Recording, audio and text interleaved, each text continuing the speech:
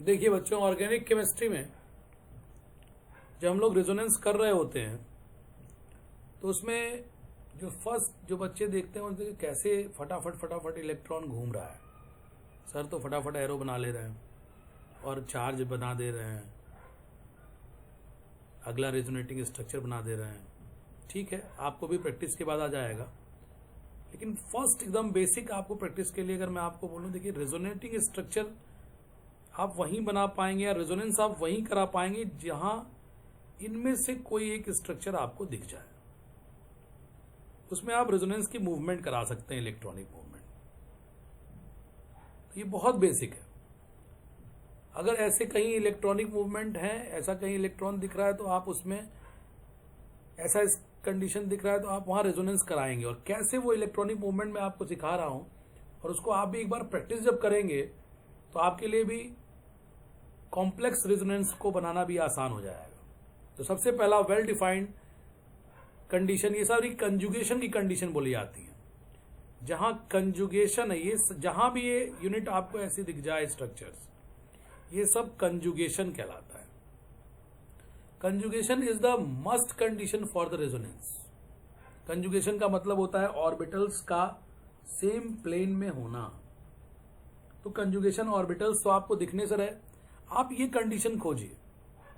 इनमें से कोई एक कंडीशन अगर आपको दिख जाए तो बस आपका ये कंजुगेशन है, और जहां कंजुगेशन है वहां हम रेजोनेंस का मूवमेंट कराएंगे। और मैं आपको एरो का डायरेक्शन बना के दिखा रहा हूं, आप एक बार दो बार घर पे प्रैक्टिस कीजिए, आप भी उसके अकॉर्डिंग करा पाएंगे।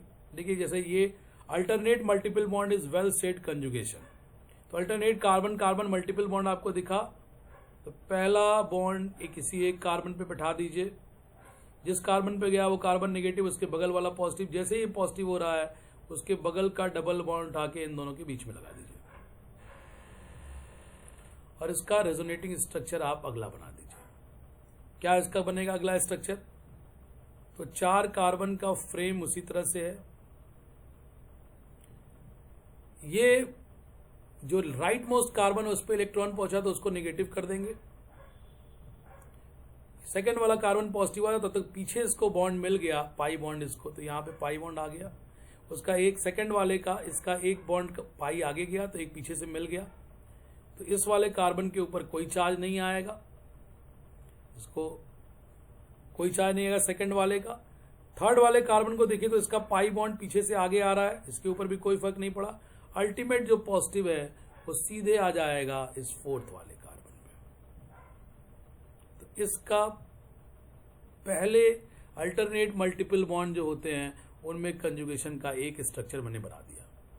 अगला देखिए दूसरा, सी डबल बॉन्ड सी। वैसे कार्बन की वैलेंसी 4 होती है बच्चों, मैंने यहां पे केवल आपको फ्रेम दिखाया जिन बॉन्ड्स को हमको इन्वॉल्व करना है। तो सी डबल बॉन्ड सी के बगल में अगर कार्बन का कोई नेगेटिव एटम आ गया तो वो वहां पे इलेक्ट्रॉनिक मूवमेंट कैसे करना है, ये पाई बॉन्ड से स्टार्ट कीजिए। ये पाई बॉन्ड इस लोन पेयर से रिपेल किया जाएगा तो दूर भागेगा इस लोन पेयर वाले कार्बन से, तो ये इस पे माइग्रेट करेगा। तो ये वाला कार्बन लेफ्ट वाला ये नेगेटिव हो जाएगा क्योंकि उसको एक्स्ट्रा इलेक्ट्रॉन मिल रहा है, और ये राइट वाला कार्बन होगा पॉजिटिव। जैसे ये पॉजिटिव होगा बगल से इलेक्ट्रॉन पेयर जिसके पास एक्स्ट्रा लोन पेयर है ये इसके साथ शेयर कर लेगा। इस पे चार्जेस कैसे अराइज होंगे, पहले स्केलेटन बनाइए। राइट मोस्ट जो लेफ्ट मोस्ट कार्बन है उसके ऊपर एक लोन पेयर दिखाइए, उसको इलेक्ट्रॉन का गेन हुआ है तो उसको नेगेटिव चार्ज। बीच वाले कार्बन से एक पाई बॉन्ड दूर जा रहा है तो एक पीछे से इलेक्ट्रॉन पेयर उसको मिल रहा है, इसके ऊपर कोई अंतर नहीं, चार्ज इस पे कुछ नहीं आएगा। डबल बॉन्ड कर देंगे बस को, पीछे से लोन पेयर इसका डबल बॉन्ड बनने वाला है। और ये जो कार्बन नंबर जो नेगेटिव है राइट मोस्ट, उसने अपना इलेक्ट्रॉन आगे शेयरिंग के लिए दे दिया है, तो उसके ऊपर आपको ये डोनर एटम बन रहा है एक तरह से कहिए तो आप। तो डोनर एटम के ऊपर पॉजिटिव चार्ज आता है, ये ऑलरेडी नेगेटिव है, इस पे पॉजिटिव आएगा तो ये न्यूट्रल हो जाएगा। तो ये इसका दूसरा स्ट्रक्चर रेजोनेटिंग। तीसरे वाले में देखिए सी डबल बॉन्ड सी और एक कार्बन पॉजिटिव से, ये भी कंजुगेशन कहलाता है। इसमें इलेक्ट्रॉनिक मूवमेंट कैसे होगा भाई, तो ये जो पाई बॉन्ड है ये कार्बन पॉजिटिव इलेक्ट्रॉन खोज रहा है, ये पाई बॉन्ड इसके पास आप भगा दीजिए, इन दोनों के बीच में लाके बैठा दीजिए। इसके रिजल्टिंग ये फ्रेम एज इट इज बनाइए। इन दोनों के बीच में लगाइए पाई बॉन्ड, और पॉजिटिव चार्ज इसको तो इलेक्ट्रॉन का फायदा होने लगा, ये इलेक्ट्रॉन इसके पास आने लगा शेयर होने के लिए, जिसको इलेक्ट्रॉन एक तरह से पहले वाले को मिल गया, बीच वाले को कोई नुकसान नहीं, फायदा नहीं, इसका लेफ्ट का पाई बॉन्ड उठ के राइट में जाके बैठ गया है। नुकसान किसका है? थर्ड वाले का, इसके ऊपर पॉजिटिव लगा देंगे। तीसरे वाले के बाद चौथे वाले को देखिए, ये भी कंजुगेशन कहलाता है। सी डबल बॉन्ड सी कहीं अगर आपको लोन पेयर से दिख जाए जुड़ा हुआ, लोन पेयर वाले एटम से जुड़ा हुआ दिख जाए तो इसको भी आप कंजुगेशन बोलेंगे। इसमें पाई इलेक्ट्रॉन कैसे भागेगा? तो रेजोनेंस में पाई इलेक्ट्रॉन को हमको किसी एक एटम पे शिफ्ट करके दिखाना है। रेजोनेंस क्या है? एक से ज्यादा लेविस डॉट स्ट्रक्चर बनाना। तो ये पाई बॉन्ड उठ के इन दोनों कार्बनों में से किसके पास जाएगा?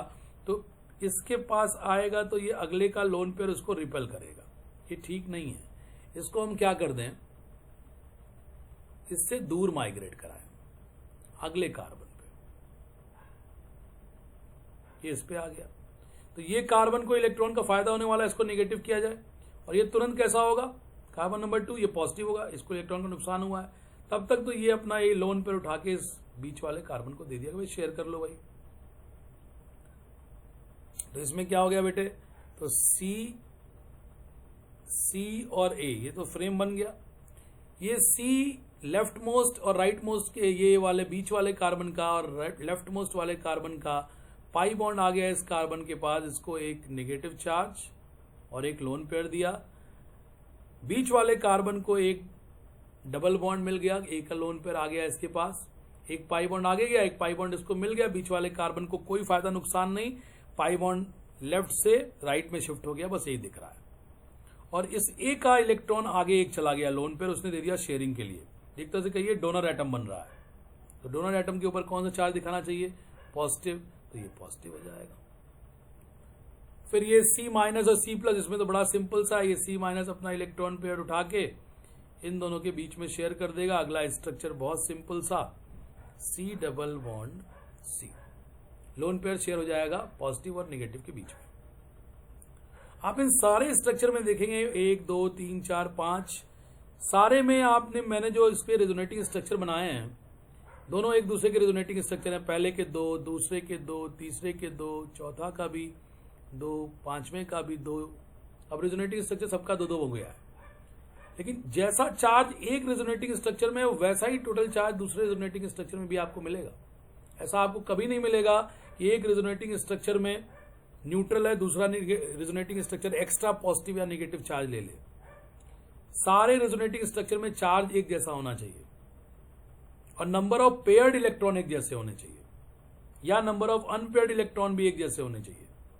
तो चार्ज से अगर आप केवल देखें तो पहला स्ट्रक्चर देखिए न्यूट्रल है, दूसरा भी एक पॉजिटिव एक नेगेटिव न्यूट्रल।